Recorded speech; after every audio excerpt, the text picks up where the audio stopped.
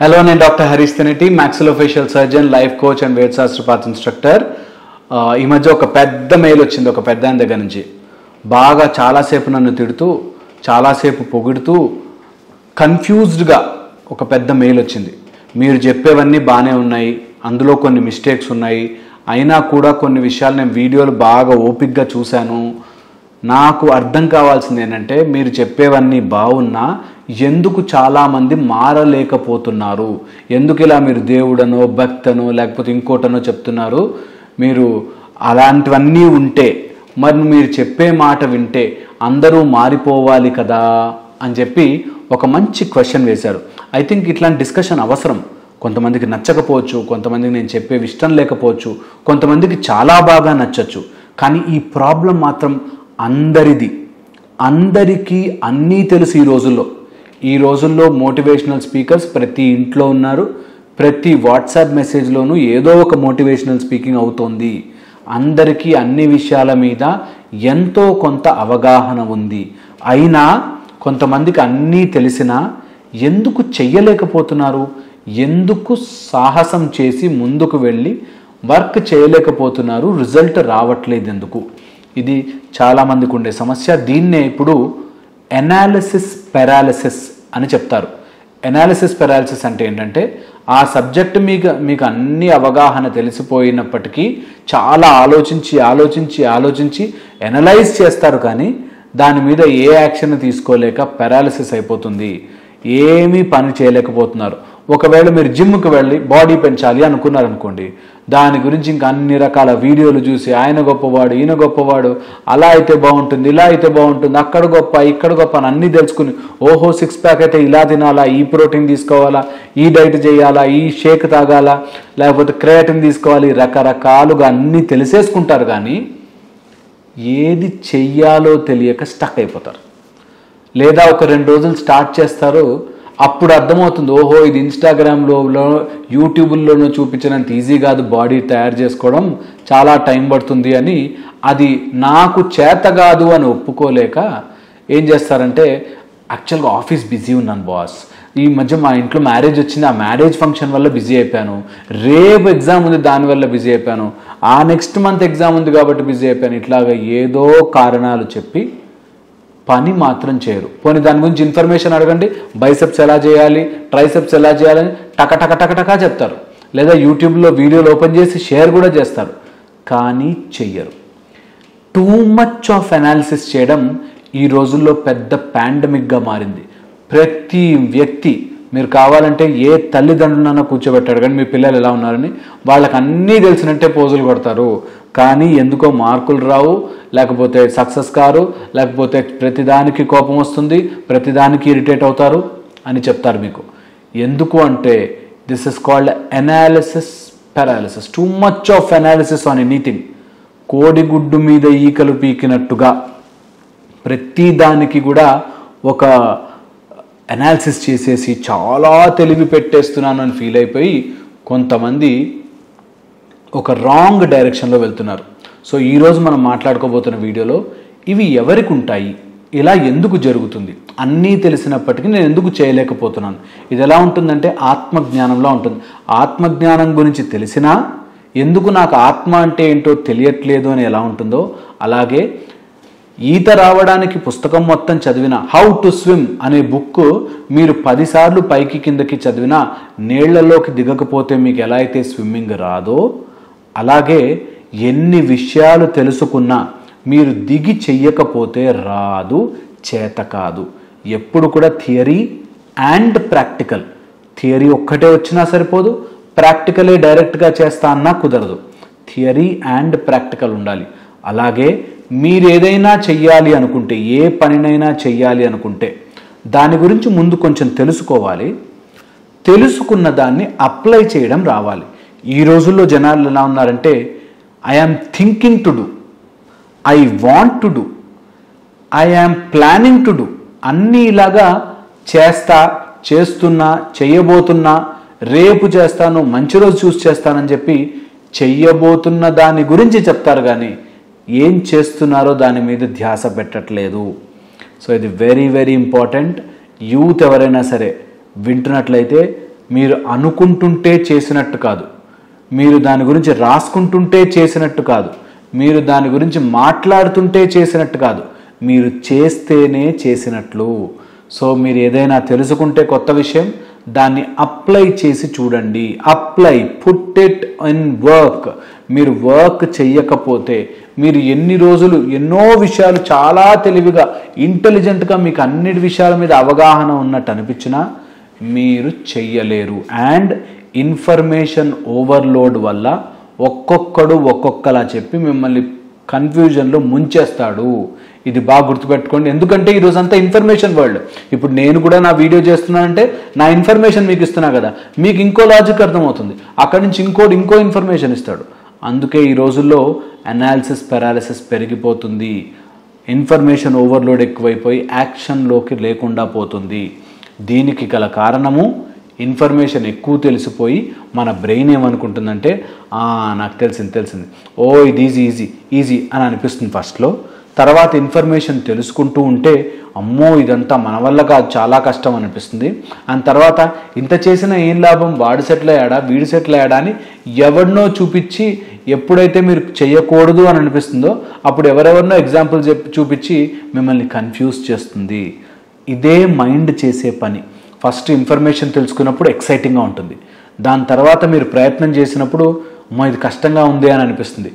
ఎప్పుడైతే మీకు కష్టంగా ఉంది అని అనిపిస్తుందో ఇంక దాని దగ్గర నెగిటివ్ అన్నీ మీకు పంపిస్తుంటుంది అనమాట. వాడు చేశాడు తొందరగా ఇలా అయిపోయింది, ఈ బిజినెస్ పెట్టాడు ఫెయిల్ అయిపోయింది, అందుకే నాకు దీని గురించి ఇంకా అవగాహన రావాలి అని ఇంకా తెలుసుకోవడం ప్రయత్నం చేస్తారు. ఇంకా ఎప్పుడైతే తెలుసుకోవడం ప్రయత్నం చేస్తారో మీ మైండ్లో ఇంత ఇన్ఫర్మేషన్ ఉందా, ఇంత ఆచరణలో పెట్టాలా, నా వల్ల కాదు బాస్ అని గివప్ ఇచ్చేస్తుంది. అందుకే ఎప్పుడు కూడా టూ మచ్ ఆఫ్ ఇన్ఫర్మేషన్ తెలుసుకోవద్దు. మీరు ఎగ్జామ్లో మీరు కాలేజీలో చూస్తే ఒక చాప్టర్ వైజ్ మీకు ప్రాక్టికల్స్ ఉంటాయి, కొంచెం చేస్తేనే కదా తెలిసేది. అలాగే మీ లైఫ్లో కూడా ఏదైనా కొత్త అంశం తెలుసుకుంటే ఆ కొత్త అంశానికి తగ్గ ప్రాక్టికల్స్ కూడా చెయ్యండి. మీరు దిగి వర్క్ చేయండి.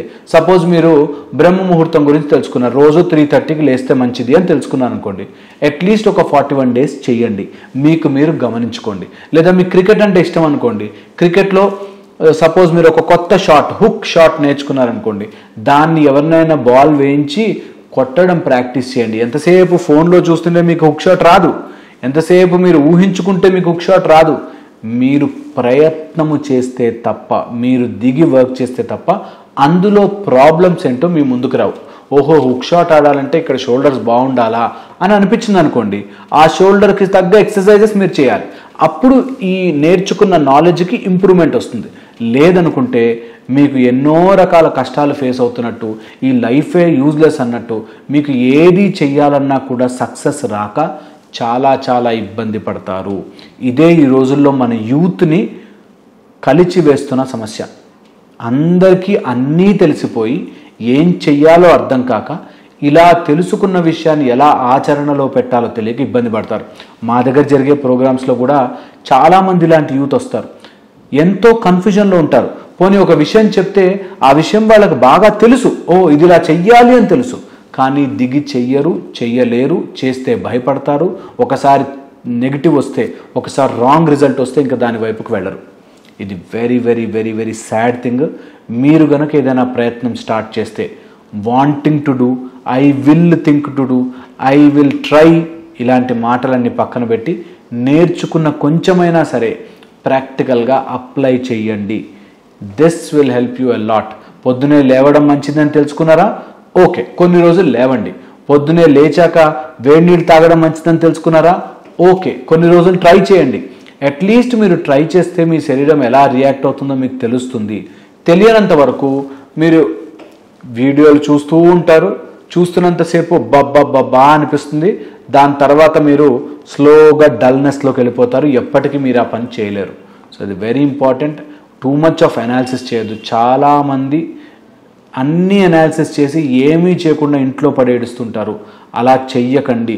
బిజినెస్ పెడదాం దాని గురించి కొంచెం తెలుసుకోండి, చిన్న అమౌంట్తో ఇన్వెస్ట్ చేయండి, బిజినెస్ పెట్టండి.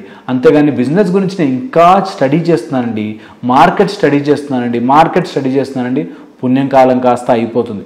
ప్రయత్నం చేయండి, ఫెయిల్ అవ్వచ్చు. ఫెయిల్ అయితే దాన్ని వదిలేయకుండా దాన్ని ఎలా ఇంప్రూవ్ చేయాలి తెలుసుకోండి. కాస్త టైం పట్టినా ఇదే లైఫ్లో మజా. లేదనుకోండి మీకు ఎప్పటికీ ఏది కూడా రెడీగా అన్ని అవార్డులు తెచ్చి మీ చేతిలో పెట్టరు.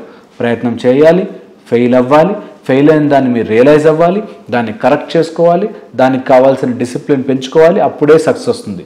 లేకపోతే మీరు ఎంతసేపు యూట్యూబ్ వీడియోలు చూసినా, నాలాంటి వాడు ఎంత హీరో అవ్వాలని ట్రై చేసి ఎన్ని విషయాలు మీతో మోటివేట్ చేశారని చెప్పేసినా కూడా మీరు మోటివేట్ అవుతారు, కానీ మీరు లైఫ్లో ఎప్పటికీ ముందుకు వెళ్ళలేరు. ఎందుకంటే మీరు ఆచరణలో పెట్టలేరు. కాబట్టి మీరు కంపల్సరీగా ఫెయిల్ అయ్యే ఛాన్సెస్ ఎక్కువ ఉంటాయి. అందుకే డోంట్ వాంట్ టు డూ లేదు, ట్రై టు డూ లేదు, you have to get down and do. చెయ్యాల్సిందే. ఒక్క అడుగన్నా ముందుకేయండి. దెన్ మీకు ఆ ఎనాలిసిస్ పెరాలిసిస్ నుంచి బయటపడతారు. అండ్ టూ మచ్ ఆఫ్ ఆలోచనల కంటే ఒక్క పని చేయడం చాలా బెటర్. ఫెయిల్ అయినా పర్లేదు, బట్ ట్రై చేస్తూ ఉండాలి. ఎప్పుడు ట్రై చేయాలి. ఎప్పుడైతే ఈ అలవాటు పోతుందో, మీకు టూ మచ్ ఆఫ్ నాలెడ్జ్ కోసం యూట్యూబ్లు చూస్తారో ఫెయిల్ అయిపోతారు. అందుకని డోంట్ డూ దట్. నా వీడియో చూస్తే నేను చెప్పిన లాజిక్ ఒకటి తీసుకుని దాన్ని అప్లై చేయండి మీ లైఫ్లో. నేను చెప్పిన వీడియోలో ఏదైనా చూసి సపోజ్ మీకు ఒకటి నచ్చింది, ఆ పాయింట్ తీసుకుని దాన్ని అప్లై చేయండి. డైలీ ప్రాక్టీస్ చేయండి. డైలీ ఒక 10 minutes అయినా ప్రాక్టీస్ చేయండి. అలా మీరు యాక్షన్లో పెట్టకపోతే వింటున్నంతసేపు బాగుంటుంది, అది అయిపోయిన తర్వాత మర్చిపోతారు. అండ్ ఇంకొకళ్ళు ఎవరో వచ్చి ఇంకోలా చెప్తారు.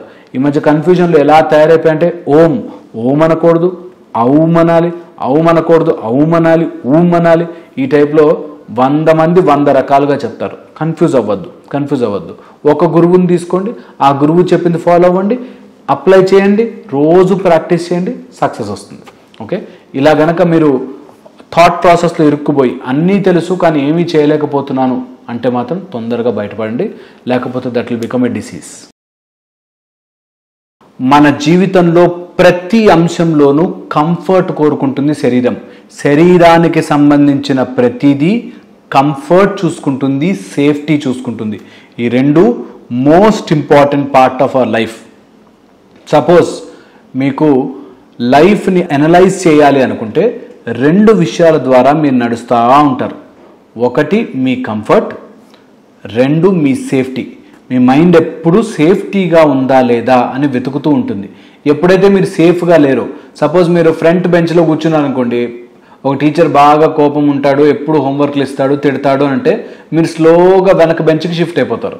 ఎందుకు అంటే కంఫర్ట్. మీ బాడీ ఎక్కడ సేఫ్గా ఉండొచ్చు అన్నదానికి వెళ్ళిపోతుంది, ఎక్కడ సేఫ్టీగా కంఫర్టబుల్గా కూర్చోవచ్చు అన్న సైడ్కి మూవ్ అయిపోతుంది. అలాగే మీ ఇంటికి రాగానే ఒక కంఫర్ట్ జోన్ మీకు ఉంటుంది, అక్కడే ఆ సోఫాలోనే కూర్చుంటారు, ఆ ప్లేస్లోనే మీరు హాయిగా కూర్చుంటారు. అలా మీ బాడీ స్లోగా కంఫర్టబుల్ అండ్ సేఫ్ జోన్లోకి వెళ్ళిపోతూ ఉంటుంది. ఎప్పటికప్పుడు బాడీ ఇదే పని. మీరు సపోజ్ హోంవర్క్ చేయాలి అనుకోండి, ఆ హోంవర్క్ సగమే చేసిన అయిపోయింది అని మీ బాడీని నమ్మించేస్తే మీ మైండ్ కంఫర్ట్ అయిపోతుంది, సేఫ్ అయిపోతుంది. ఇంకా హోంవర్క్ అయిపోయింది, సార్ తిట్టాడు, సేఫ్. అలాగా మన బాడీ నిరంతరంగా కంఫర్ట్, సేఫ్టీ కోసం వెయిట్ చేస్తూ ఉంటుంది. ఫర్ ఎగ్జాంపుల్, ఇప్పుడు డబ్బు సంపాదిస్తున్నారు. ఎందుకు సంపాదిస్తున్నారు డబ్బు చెప్పండి? కష్టపడి డబ్బు సంపాదించాలనుకోండి, ఏమొస్తుంది మీకు ఒక ఇల్లు, కారో, బంగ్లానో ఏదైనా కంఫర్ట్ కోసం, అండ్ బాగా డబ్బు ఉంటే సేఫ్టీ కోసం. ఈ 2 తప్ప, ఈ 2 మీ లైఫ్లో తీసేస్తే కంఫర్ట్, సేఫ్టీ మీకు ఫర్ ఎవర్ ఉంటుంది అనుకుంటే మీరు అసలు ఏ పని చేయడానికి ముందుకెళ్ళరు. బాడీ నిరంతరము కోరుకునేది, బాడీ అండ్ మైండ్ నిరంతరము కోరుకునేది కంఫర్ట్ అండ్ సేఫ్టీ. ఈ 2 బేసిక్ థింగ్స్. కంఫర్ట్ ఏది, హాయిగా ఉండేది ఏది, అండ్ సేఫ్గా ఉండేది ఏది. ఈ సేఫ్టీలో వచ్చేసరికి మన బాడీ నిరంతరంగా యానిమల్ ఇన్స్టింక్ట్తో పనిచేస్తుంటుంది. అంటే ఎవడైనా కోపంగా ఉన్నాడా, నన్ను చంపడానికి వస్తున్నాడా, నేను ఇక్కడి నుంచి పడిపోతానా, నాకేమైనా డ్యామేజ్ అవుతుందా అని మన బాడీలోనే ఒక సిస్టమ్ తిరుగుతూ ఉంటుంది. మీరు ఎప్పుడైనా కూర్చుని లేవగానే ఏం చెప్తుంది మీకు? ఇలా అదే బ్యాలెన్స్లో నించోవాలని మీకు ఏది నేర్పిస్తుంది? ఆ బ్యాలెన్స్ ఏంటి? మెడుల్లా అబ్లాంగేటాలో ఆ బ్యాలెన్సింగ్ ఏది తీసుకొస్తుంది? అది నిరంతరము క్యాలిక్యులేట్ చేస్తూ ఉంటుంది. ఇక్కడ నుంచి ఇక్కడ మెట్లు దిగుతుంటే కింద పడిపోకుండా ఎలా ఉండాలి అని 24/7 క్యాలిక్యులేట్ చేస్తూ ఉంటుంది. అదే మీ సేఫ్టీని చూస్తూ ఉంటుంది. ఎప్పుడైతే ఈ సేఫ్టీని మనము గమనించుకోకుండా ఆ సేఫ్టీ లేదు అని భయపడుతూ ఉంటామో అప్పుడు అన్ని రకాల ప్రాబ్లమ్స్కి దారితీస్తుంది. సేఫ్టీ లేనేమో, నాకు ఉన్నదాంతో హాయిగా ఉన్నాను అని మీరు నమ్మక ఇంకా సంపాదించాలి, అలా చేస్తే బాగుంటుంది, ఇలా చేస్తే బాగుంటుంది అని మీరు ఎప్పుడైతే సేఫ్టీ లేదు అని అనుకుంటారో అప్పుడు మీ బాడీలో రాపిడి మొదలవుతుంది, ఫ్రిక్షన్ స్టార్ట్ అయిపోతుంది. ఎప్పుడైతే ఈ ఫ్రిక్షన్ స్టార్ట్ అయిపోతుందో మీకు ఆటోమేటిక్గా అన్ని హెల్త్ ప్రాబ్లమ్స్, మీ మైండే సరిగ్గా మీ మాట వినదు, అన్ని కన్ఫ్యూజన్స్ వచ్చేస్తాయి. అలాగే సిమిలర్లీ మీ కంఫర్ట్, ఎప్పుడైతే మీరు కంఫర్ట్గా ఉండడానికి ఇంకేదో కావాలి అని అనుకుంటుంటారో ఆ కంఫర్ట్ కోసం ఈ కంఫర్ట్ని కాంప్రమైజ్ అయ్యి మీ బాడీలో చేంజెస్ తీసుకొస్తుంటుంది. ఈ రెండు కొంచెం మీరు దగ్గర అర్థం చేసుకుంటే, నేను ఎలా ఉన్నా కంఫర్ట్గా ఉంటాను, నేను ఎక్కడున్నా సేఫ్, నన్ను ఎవ్వరూ ఏం చేయలేరు, నేను సేఫ్ అని కనుక మీ బ్రెయిన్ని నమ్మించగలిగితే మీరు మంచి ఎనర్జీ జోన్లో ఉంటారు. అలాంటి ఎనర్జీ జోన్లో మీ పనులు తొందరగా అవుతాయి. ఎప్పుడైతే మీరు సపోజ్ పెద్ద సీఎంనో పిఎంనో లేకపోతే ఇంకెవరైనా చూడండి, వాళ్ళకి they know they are safe. అలా సేఫ్ ఉన్నప్పుడు పనులు తొందరగా అవుతాయి. వాళ్ళు ఎప్పుడైతే వాళ్ళ సీటుకి ప్రాబ్లం అవుతుంది అని భయపడతారో వాళ్ళు తప్పుడు డెసిషన్ తీసుకోవడం స్టార్ట్ చేస్తారు. అలాగే రాంగ్ డెసిషన్స్ అయిపోవడానికి గల కారణము మనం సేఫ్గా లేమేమో, మన కంఫర్ట్ ఎక్కడ డిస్టర్బ్ అయిపోతుందో అనే భయం ఉంటే అవుతుంది. మీరు నిజంగా కంఫర్ట్గా లేకపోయినా మీ శరీరాన్ని మీరు కంఫర్టబుల్ అని నమ్మిస్తే మీకు చాలా బాడీ హెల్ప్ చేస్తుంది. ఎప్పుడైతే మీరు కంఫర్ట్ మిస్ అయిపోతారో ఆర్ సేఫ్టీ లేదనుకుంటారో భయం వేస్తుంది. ఒక టీచర్ కానీ ఒక బాస్, మీ బాస్ మిమ్మల్ని తిడుతున్నాడు అనుకోండి, కంఫర్ట్గా ఉండలేరు. అక్కడ మీరు కంఫర్ట్గా లేరు కాబట్టి మీ బాడీ సేఫ్గా లేదేమో అని భయపడుతుంటుంది. బికాజ్ మీరు సేఫ్గా లేరేమో అనుకుని మీ బ్రెయిన్ చాలా కెమికల్స్ ప్రొడ్యూస్ చేసి అడ్రినలిన్ కానీ టాక్సిక్ కెమికల్స్ అన్నీ ప్రొడ్యూస్ చేస్తూ ఉంటుంది. ఈ లాజిక్ని గనక పట్టుకోగలిగితే మీరు డైలీ 10 నిమిషాలు మీ బ్రెయిన్ని ఏంటేంటి మిమ్మల్ని బాదర్ చేస్తోంది, నేను కంఫర్ట్గా లేకపోవడానికి నా మైండ్లో ఏమేమి గొడవలు జరుగుతున్నాయి అని మీరు అబ్జర్వ్ చేయగలిగితే మీకు తెలిసిపోతుంది, ఓ బయట ఎక్కడా గొడవ లేదు, బయట ఎక్కడా ప్రాబ్లం లేదు, నిజంగా నాకు ఇప్పుడు డబ్బులు లేకపోయినా నాకు నష్టమేం లేదు, కానీ నేను ఇప్పుడు సంపాదించుకోకపోతే ఫ్యూచర్ ఏమవుతుంది, వాడేమన్నా అనేస్తాడేమో, లేకపోతే నా కెరియర్ ఏమైపోతుందని మీరు భయపడుతున్నారు. కాబట్టి మీరు మీ ఆప్టిమల్ పర్ఫార్మెన్స్ చేయలేకపోతున్నారు. అందుకే మీరు ఎప్పుడైతే ఈ భయం, fear of comfort and safety పోతుంది అని అనుకుంటున్నారో అప్పుడు మీరు ఎప్పటికీ ఎదగలేరు.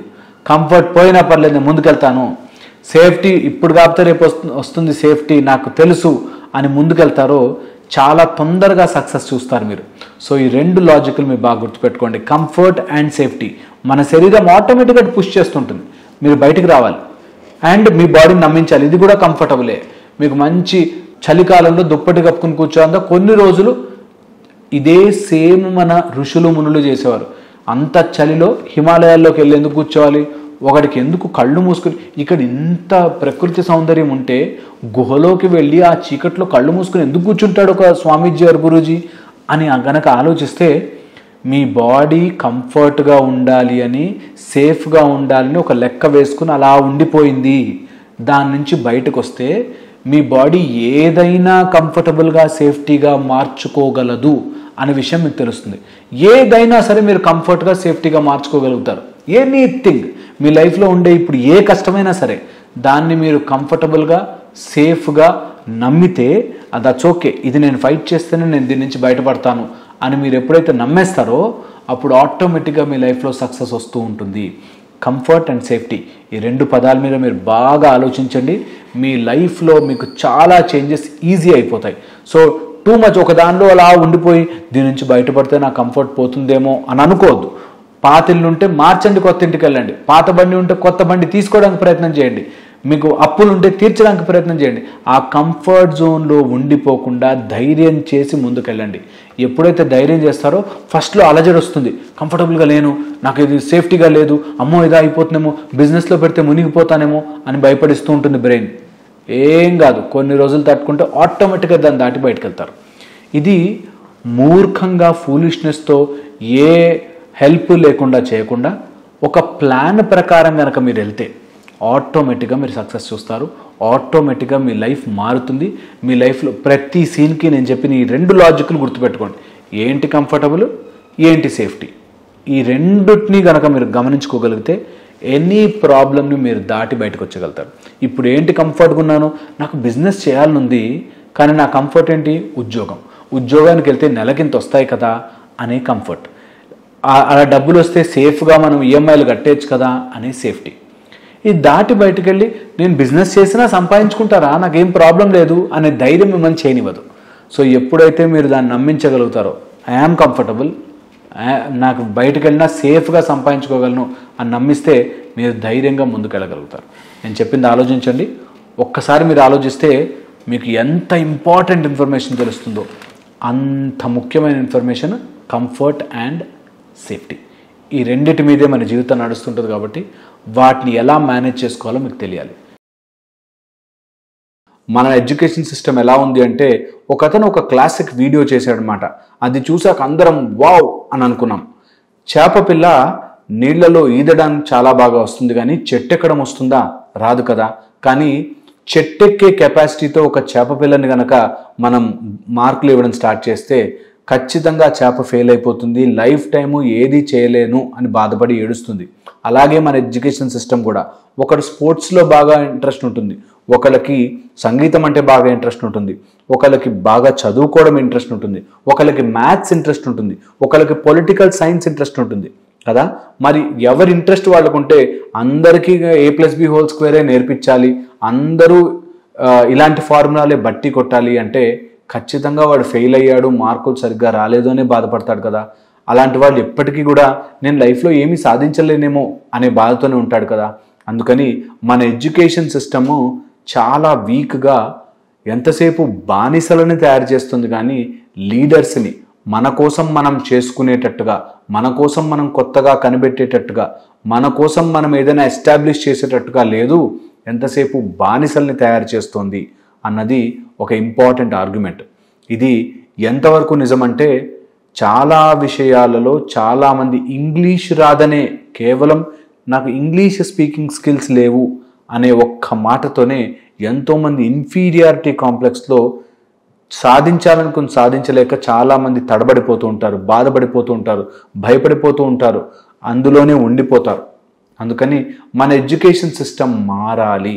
ఇది నెంబర్ 1. ఈ ఎడ్యుకేషన్ సిస్టమ్ మారినప్పుడు ఇప్పుడు కొత్తగా వచ్చే ఎడ్యుకేషన్ సిస్టమ్ కూడా మళ్ళీ వెస్టర్న్ నుంచి ఎత్తుకొచ్చాం, మళ్ళీ వాళ్ళ దగ్గర నుంచి ఎత్తుకొచ్చిన సిస్టమ్ కాబట్టి వీళ్ళు ఏం చేశారంటే, ఈ ఎడ్యుకేషన్ సిస్టమ్ కాదు చిచి ఇది బాగాలేదు, కొత్త సిస్టమ్ తీసుకురంటారా అంటే మళ్ళీ వెస్టర్న్ నుంచి తీసుకొచ్చి ఇంకోటేదో సిస్టమ్ మన సిస్టంలోకి ఇంక్లూడ్ చేశారు. ఇది very very very very wrong అయిపోతుంది మళ్ళీ. ఎందుకంటే అది మనకు సరిగ్గా అర్థం కాలేదు అంటే ఇంకా డైవర్స్ అయిపోయి, ఇంకా బ్యాడ్ అయిపోయి, ఇంకా కన్ఫ్యూజ్ అయిపోతారు పిల్లలు. అందుకని పిల్లలకి ఒకవేళ స్కూల్ సిస్టమ్ నచ్చకపోతే, ఇప్పుడు వెస్టర్న్ ఎడ్యుకేషన్ బాగాలేదని, వాళ్ళ సిస్టమే వాళ్ళకి బాగాలేదని అక్కడ పేరెంట్స్ హోమ్ స్కూలింగ్ చేస్తున్నారు. అంటే మా పిల్లల్ని మేమే చదివించుకుంటాం, 10th వస్తే మేము 10th ఎగ్జామ్ రాయించుకుంటాం, మేము స్కూల్కి పంపము అనేది హోమ్ స్కూలింగ్ వాళ్ళకి వాళ్ళే చేసుకుంటున్నారు అన్నమాట. అలాగా ఒకవేళ గనక వెస్టర్న్ ఎడ్యుకేషన్ సిస్టమ్ అంత బాగుండుంటే అలా స్టార్ట్ అవ్వదు కదా. ఇప్పుడు అది ఇండియాకి తెచ్చుకోవడం వల్ల ఇక్కడ రాంగ్ ఐడియాలజీలు స్ప్రెడ్ అయ్యి ఇంకా ఇంకా కన్ఫ్యూజ్ అవుతాం. నా ఉద్దేశంలో వెస్టర్న్ ఎడ్యుకేషన్ సిస్టమ్ రాకూడదు, భారతీయ ఎడ్యుకేషన్ సిస్టమ్ రావాలి. అంటే చిన్నప్పటి నుంచే లైఫ్ సైన్సెస్ నేర్పాలి. లైఫ్ సైన్సెస్ అంటే ఈదడం రావాలి ప్రతి పిల్లవాడికి, బ్రతకడం రావాలి, ఏదైనా పని చేసుకోవడం రావాలి. మనకు ఎంతో గొప్పగా కులవృత్తులు ఉండేవి, కులవృత్తులు బాగా వర్ధిల్లాలి. ఇప్పుడు కులవృత్తులు అందరూ చేయాలి, పిల్లలందరూ అన్ని వృత్తులు చేయాలి. అలా లైఫ్ స్కిల్స్ కనుక నేర్పిస్తే, లైఫ్లో లైఫ్ స్కిల్స్ కనుక ఎట్ ద సేమ్ టైం కొంచెం సిలబస్, కొంచెం ఇంగ్లీషు, కొంచెం మ్యాథ్స్ అవి నేర్పించవచ్చు. కానీ అట్లీస్ట్ టిల్ 5th నుంచి 10th వరకు ఆర్ 8th నుంచి 10th వరకు అలా 3 years లైఫ్ స్కిల్స్, వాడి వంట వాడు వండుకోవడం రావాలి, లేకపోతే వాడి పని వాడు చేసుకోవడం రావాలి, ఏమీ లేని చోట వాడు ఏదైనా క్రియేటివ్గా తయారు చేసుకోవాలి, కొత్త ఆలోచనలు తయారు చేయాలి. ఒకవేళ కొత్త ఆలోచన వస్తే దాన్ని ఎలా ఒక రూపం తీసుకొచ్చి దాన్ని ఎలా ప్రోడక్ట్ చేయాలి అన్నది వాళ్ళకి తెలియాలి. అలాగా లైఫ్ స్కిల్స్ నేర్పిస్తే పిల్లలకి ఎంతో బాగుంటుంది. ఎంతసేపు రూమ్లో కూర్చోబెట్టామా చదివించామా కాకుండా లైఫ్ స్కిల్స్ నేర్పించాలి నెంబర్ 1. సెకండ్ వచ్చేసి మార్కులు వేయొద్దు అంటారు. నేనైతే మార్కులకి టువర్డ్స్ మార్కులు ఉండాలి. లేకపోతే ఎవడు కరెక్టో ఎవడు రాంగో ఎలా తెలుస్తుంది? ఎవరు నేర్చుకున్నారో ఎవరు నేర్చుకోలేదో ఎలా తెలుస్తుంది? మార్కులు ఖచ్చితంగా ఉండాలి.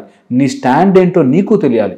మార్కులకి కృంగిపోకూడదు అని పిల్లలకు నేర్పించాలి. నువ్వు ఫెయిల్ అయిపోయావు, ఇంకా నీ జీవితం అయిపోయింది రాబాయ్, నువ్వు వేస్ట్ అని అనుకోకూడదు. ఓహో, నేను ఇంత మార్క్స్తో ఉన్నానా, నేను ఇంప్రూవ్ చేసుకుంటా అనేటట్టుగా ఉండాలి. మార్కులు ఉండాలి. ఏ స్టూడెంట్ క్లాస్లో మొద్దుగా కూర్చుంటున్నాడా, నిజంగా నేర్చుకుంటున్నాడా, అసలు నేర్చుకోవట్లేదా అన్నది వాడికే తెలియాలి కదా. సో అందుకని మార్కులు ఉండాలి, మార్కులు చూపించాలి. ఆ మార్కుల ద్వారా నేను ఎంత ఇంప్రూవ్ చేసుకోవాలని తెలియాలి. మనకే తెలియకపోతే ఎలా ఇంప్రూవ్ అవుతాము? అందుకని మార్కులు తీసేయడం ఇస్ రాంగ్. మార్కులు ఉండాలి. ప్రతి స్టూడెంట్కి ఒక మార్క్ ఇవ్వాలి. ఆ మార్క్ నుంచి నువ్వు ఇంప్రూవ్ అవ్వరా అని నేర్పించాలి. అది వెరీ ఇంపార్టెంట్. నెక్స్ట్ వచ్చేసి మనం ఏదైనా ఒక సిస్టంలోకి వెళుతున్నప్పుడు ప్రతిదీ కూడా కలిసి ఉంటాయి. ఒక జాబ్కి వెళుతుంటే నువ్వు జస్ట్ కంప్యూటర్ ముందు కూర్చోవు. అక్కడ బాస్తో మాట్లాడాలి, అక్కడ కొలీగ్తో మాట్లాడాలి, ఆ సిస్టమ్ అంతా టుగెదర్ తీసుకురావాలి. అక్కడ ఎమోషన్స్ ఉంటాయి, ఆఫీసుల్లో ప్రెషర్ ఉంటుంది, స్ట్రెస్ ఉంటుంది, అన్ని రకాలు ఉంటాయి. నీకు ఎంతసేపు డైరెక్ట్గా కంప్యూటర్లో కూర్చుని ఫార్ములాలు రాసేసి ఇవే ఉండవు. సో ఓవరాల్గా డెవలప్ అవ్వడం నేర్పించాలి. ఓవరాల్గా డెవలప్మెంట్ అవ్వాలి అంటే స్కిల్ నేర్చుకునేటప్పుడు ఇంటర్మీడియట్ టైం అనుకోండి, ఆ 2 years చదవాలి. ఆ 2 years తర్వాత కమ్యూనికేషన్ స్కిల్స్ అంటే దాన్ని బాగా నేర్చుకోవాలి. ఆ కమ్యూనికేషన్ స్కిల్స్ అయ్యాక వాళ్ళ హెల్త్ ఇంప్రూవ్ చేయాలి. అలాగా ఓవరాల్గా అన్ని రకాలుగాను ఉండాలి. కానీ ఇది ఉంది కాబట్టి అది లేదు, అది ఉంది కాబట్టి ఇది లేదు, ఇది ఉంది కాబట్టి అది జరగదు అని పిల్లలని తప్పుదారి పట్టించి వేస్ట్ ఫెలోస్ని తయారు చేయకూడదు. ఇది very very very very important. Next వచ్చేసి ఒకసారి మన ఎడ్యుకేషన్ సిస్టమ్ని బాగా గమనించి చూస్తే మనకి మెయిన్గా లాంగ్వేజెస్ అంటే హిందీ, ఇంగ్లీష్, మన లోకల్ లాంగ్వేజ్ తెలుగు, ఈ 3 కూడా నేర్పిస్తారు. ఇది వెరీ నైస్. ఇది ఎప్పుడు ఉండాలి.